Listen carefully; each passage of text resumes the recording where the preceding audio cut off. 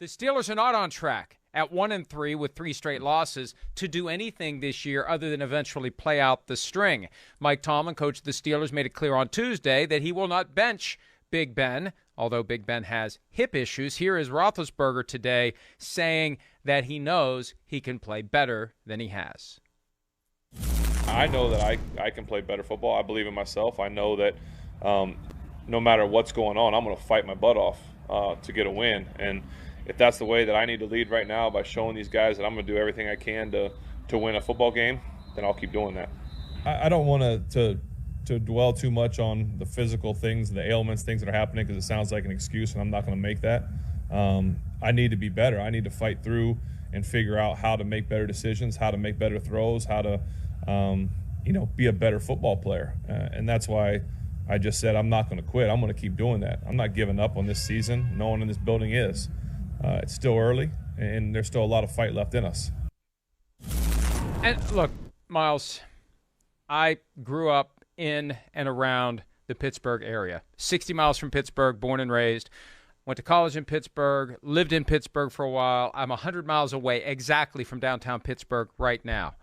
The one thing I have learned about the Steelers, you never throw dirt on that grave. They will turn it around. They had a horrendous start to the season back in 1989 before you were even born. 2 years before you were born. Yeah. They lost to your Browns 51-0 right out of the gates. 51-0. You didn't see it. 51-0. And then they lost to the Bengals. And then the Vikings came to Pittsburgh, and that was a year where the Vikings had everything in place to go to the Super Bowl. First time I ever went to a Vikings game. And, of course, the Steelers beat the Vikings, and the Steelers started winning games, and the next thing you know, they make it to the playoffs, and they make it to the Final 8. So I'm not going to say it's impossible. I'm not going to say they have no chance. Here's the problem.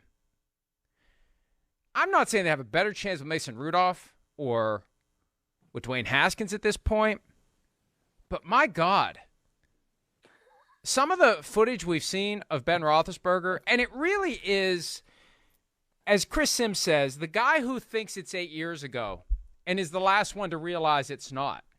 He just can't do what he used to do, and he still thinks he can do what he used to do. It reminds me of Michael Scott playing basketball in the warehouse when he says, "What is wrong with me today?"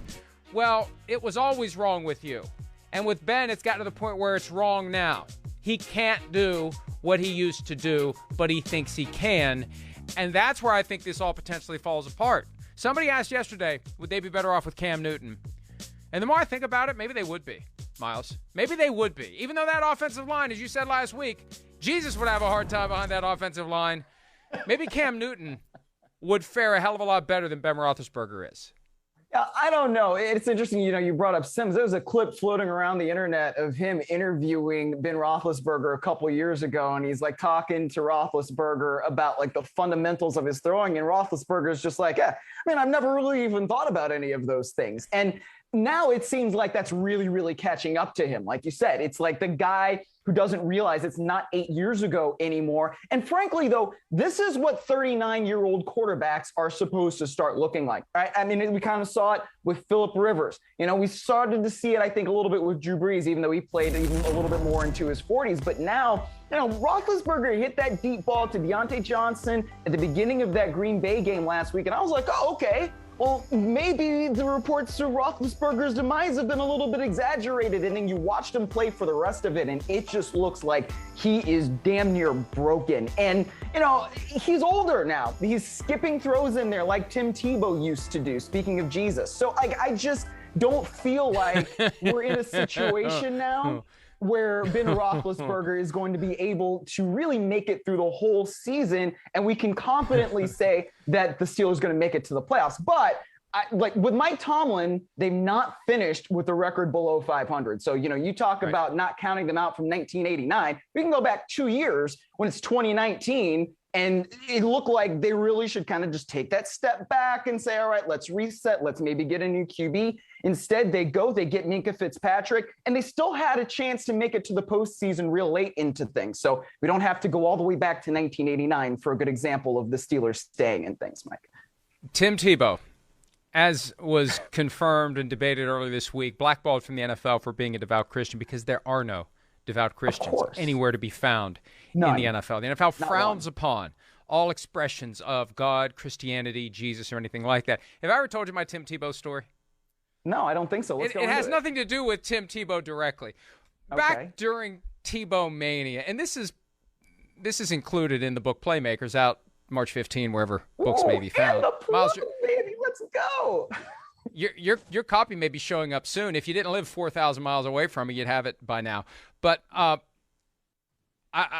went out to eat with my wife the Friday after the playoff win over the Steelers, coincidentally, when Tim Tebow threw the look what I found 80-yard catch and go to Demaryius Thomas, walk-off win after the Steelers dared him all game to throw, and he did. It was one of those nights where, it's random.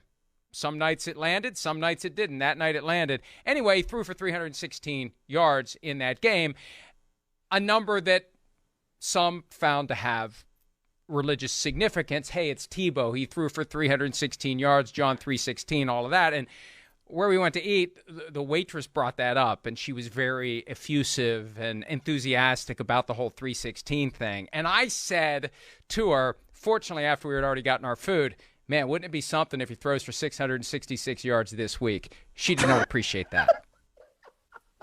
She did not appreciate that. I can't imagine why. I just can't imagine why. I had to overtip at the urging of my wife to make peace after making that remark. Hi, I'm Mike Tirico, and thanks for watching. Make sure to hit subscribe for the latest news and highlights from NBC Sports.